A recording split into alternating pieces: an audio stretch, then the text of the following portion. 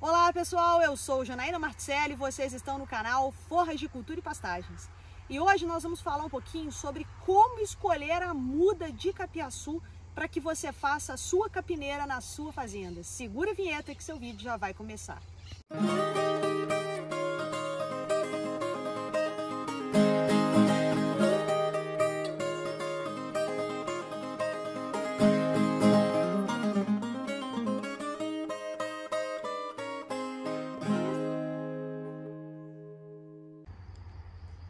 Pessoal, nós vamos então fazer uma implementação de uma capineira e viemos aqui escolher as mudas que nós vamos levar então para esse processo de implementação.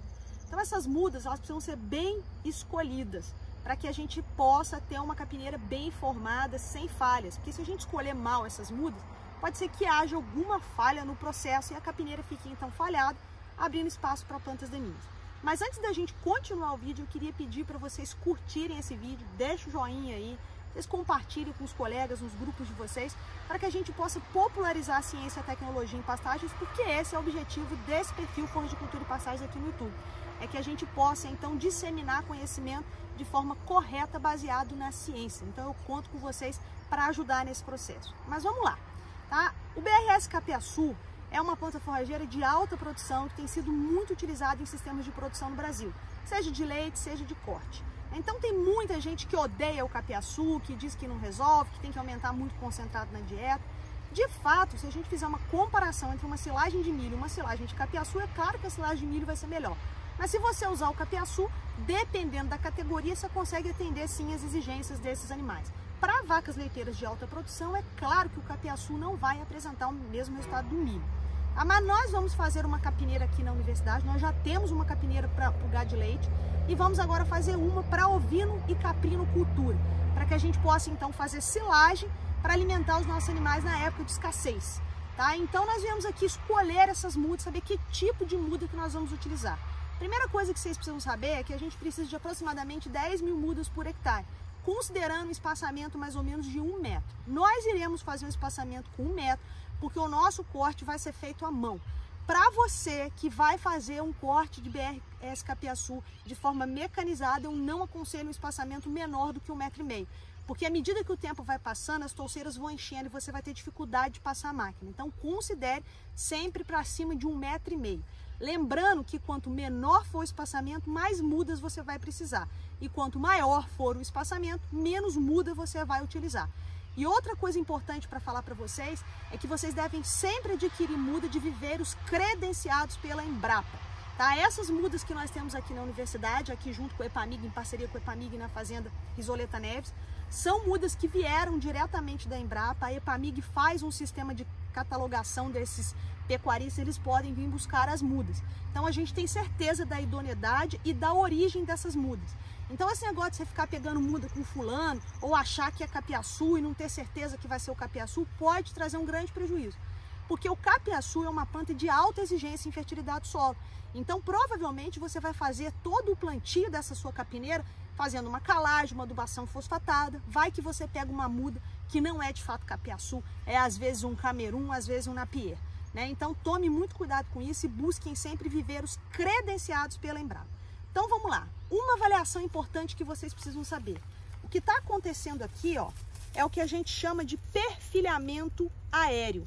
Então se vocês observarem, essa gema do capiaçu, ela já germinou com a planta em pé. Então vocês conseguem observar que já tem até um sistema radicular se desenvolvendo. Isso deve acontecer no solo. Isso deve acontecer lá dentro. Então, esse perfilho vai buscar a luz e essa planta vai germinar e sair do solo. Então, essas mudas que já estão germinadas com a planta de pé, elas não devem ser escolhidas. Vocês não devem pegar esse tipo de muda. Então, vocês vão fazer o corte rente ao solo, tá? Então, o capiaçu pode ser cortado rente ao solo. Faz esse corte e avalia. Então, quando você tem muito perfilhamento aéreo, como vocês estão vendo aqui, ó, então essa gema, ela já germinou.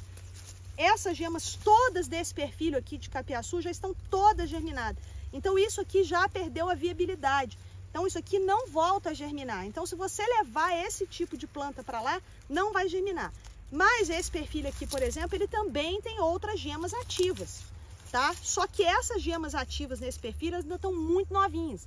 Então você deve evitar pegar também esse tipo de perfil muito novo para levar para fazer a sua muda, tá? Então as mudas de capiaçu, elas devem estar em torno de 100 dias, mais ou menos, de 90 a 120 dias de rebrota, para que você consiga fazer então uma muda de qualidade, tá? Então levar essas mudas aqui, ó, que já estão germinadas, olha aqui a quantidade de germinação que já tem aqui, ó.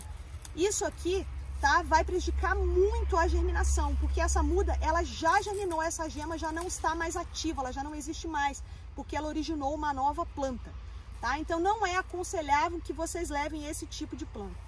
O ideal é que a gente trabalhe com essas mudas, com mais ou menos esses 100 dias que eu comentei aqui para vocês, tá?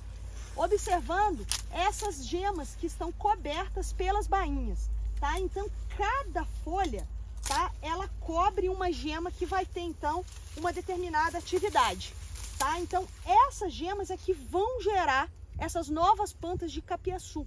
Então você observa que essas gemas, elas têm que estar saudáveis. Vocês vão observar aqui que há essa protuberância, né, nessa região dos nós. Então, havendo essa protuberância aqui, é aqui que vai se iniciar esse processo de germinação, tá? Então, avaliem bem se essa muda não está passada, se já não teve o perfilhamento aéreo, tá? Porque ela vai estar muito velha. Avaliem se ela não vai estar muito nova, porque ela ainda não vai estar apta para germinação. E escolham mudas saudáveis. Vocês estão vendo aqui que esse perfil, ele está ideal para a gente poder fazer essa muda, tá? Porque as gemas estão saudáveis, bem protegidas. Um conselho que eu dou, não é obrigatório, mas fica uma coisa mais caprichosa e funciona também, é podendo, havendo mão de obra, se for uma área pequena, a gente remover as folhas para facilitar então essa germinação, tá? Então você vai cortar, tira essas folhas. É interessante que você retire também, quando for levar essas varas para dentro do suco, a parte de cima. Isso é por causa de efeito hormonal, tá? A partir do momento em que você corta essa parte de cima, você inibe o efeito de um hormônio chamado auxina. Esse hormônio é que acaba inibindo a germinação dessas gemas. Então, quando a auxina para de ser produzida, essas gemas tendem a germinar melhor. Então, corta essas pontas e, se puder também, faz a seção das mudas. Pode levar essa vara inteira, coloca ela no suco, depois passa com o facão. Não é obrigatório, tá? Você pode fazer sem picar, mas quando você pica, o resultado tende a ser um pouco melhor. Então, havendo mão de obra, você pode fazer isso. E a gente costuma também colocar no suco 2 varas, ponta com pé, para que a gente possa garantir um melhor espaçamento em relação à germinação. Pessoal, olha só, o suco tem aproximadamente 20 centímetros, o adubo fosfatado já foi colocado. Aqui nós trabalhamos com fosfato natural reativo, vocês estão vendo aqui o pó, e colocamos também o super simples, tá? Que aí entra também o enxofre, de acordo com o resultado da análise de solo. Nós vamos colocar aqui duplas, tá? Nós vamos colocar então 2 hastes em cada suco e vamos completar o suco todo. Então nós vamos colocar invertido aqui para facilitar o brotamento e diminuir a distância entre as plantas. Então o que é esse invertido? É o tal pontapé. Então observem que essa gema ela está virada para cá e agora já nessa haste aqui as gemas ficam viradas para lá. Então isso aqui, ó, é interessante para que a gente garanta uma melhor uniformidade das plantas dentro da linha. Então o espaçamento entre linhas aqui está de 1 metro, nós vamos fazer colheita manual. E o espaçamento dentro da linha vai depender da distância dos nós. Então a gente coloca assim alternado, ponta com pé, né? Então com uma gema virada para lá e a outra virada para cá, para que a gente possa então formar melhor a nossa capineira. Então, recapitulando com vocês, as mudas de capiaçu devem ter em torno de 100 dias e evitem mudas muito passadas de perfilhos velhos com muito talo que já germinaram e evitem também utilizar mudas muito novas. Então esse era o recado de hoje. Eu convido vocês para poderem visitar o nosso site www.pastofert.com. Tem muita coisa bacana para vocês verem lá. Se tiver alguma dúvida, deixa aqui nos comentários que a gente tenta responder para vocês. E lembrem-se sempre, seu pasto é lavoura, seu dinheiro é capim, no pasto é mais barato. Fiquem com Deus e até a próxima.